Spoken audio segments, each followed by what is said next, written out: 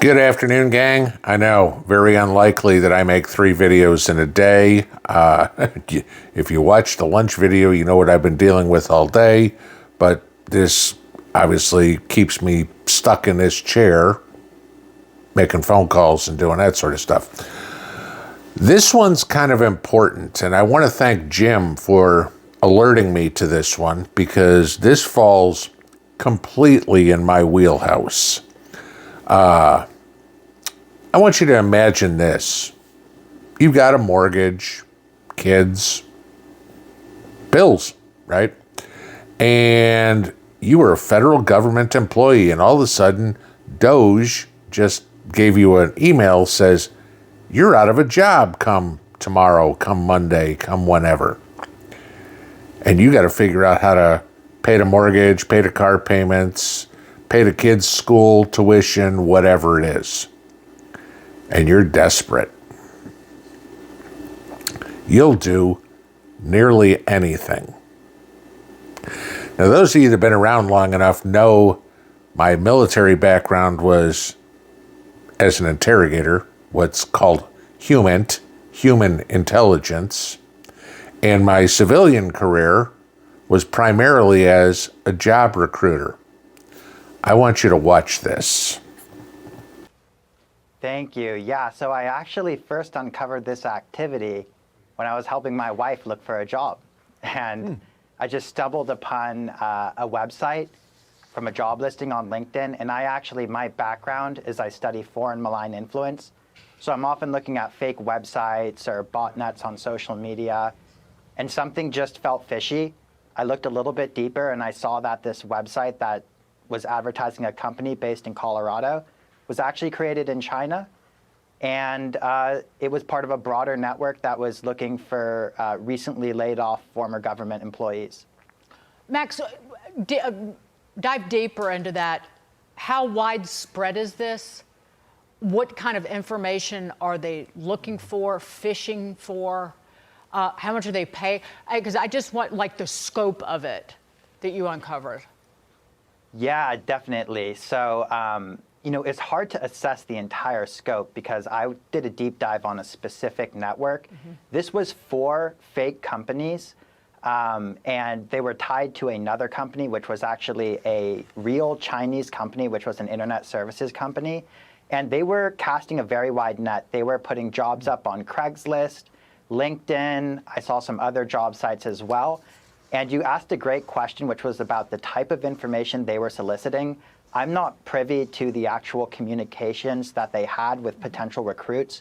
But if we look at historical Chinese intelligence operations that used LinkedIn and job professional networking sites, they often are looking for resumes for people of interest, but they also sometimes solicit people to write reports. Sometimes based on classified information, but sometimes they also ask for reports about non-public information. Maybe they want to know about the personality of a cabinet member or U.S. officials' opinion about the geopolitical implications of the U.S. withdrawal from Afghanistan. So there's a range of different types of information that they could be seeking from these former and current government officials. Paying attention yet? Were you a government employee who was laid off?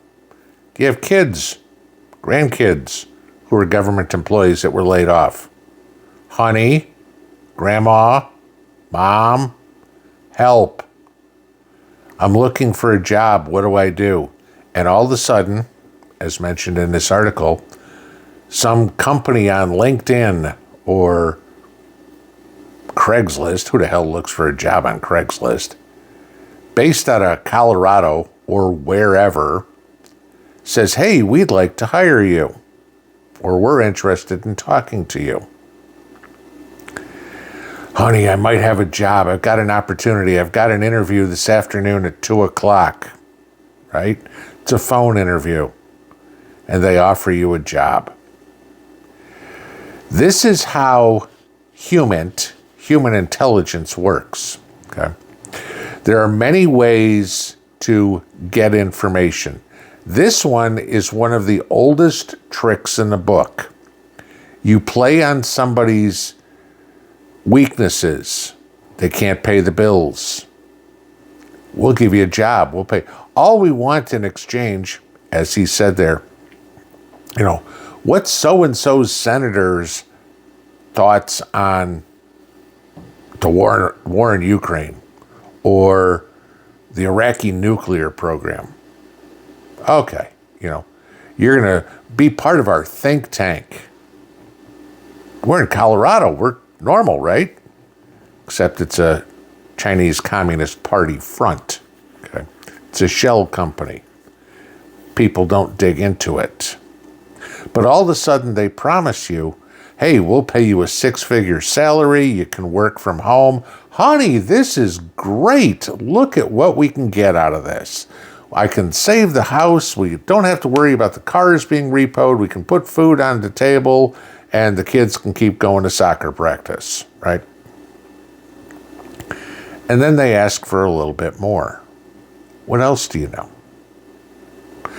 What else do you know? Well, you already told us about this. This is a very basic interrogation technique. You already told us this. Just telling us more isn't going to make a difference. You already told us, well, if you don't want to tell us this, we'll just tell everybody that you told us that. Oh, you can't do that. I'd get charged with treason. I'd go to jail. Okay, well then tell us. This is how it's played out.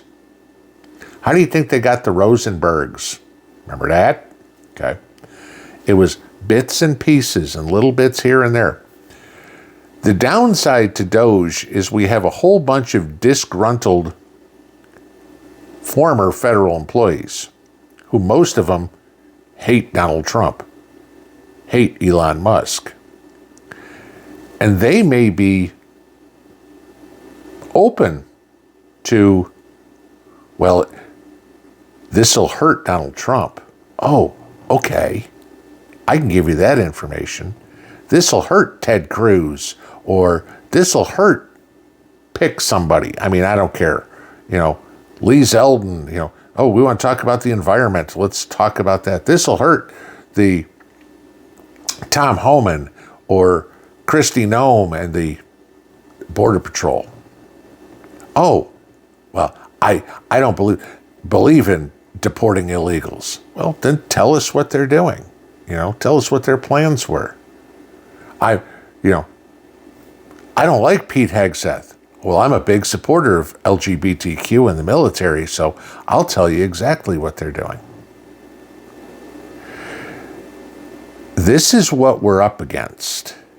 These people who do this will get entrapped by very, very, very good Chinese intelligence.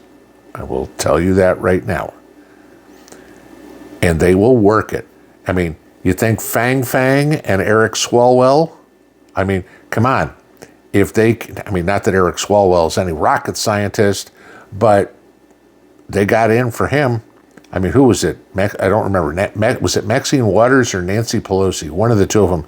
That their limo driver was a Chinese spy. Okay. They are all over the place, and they will do whatever it takes.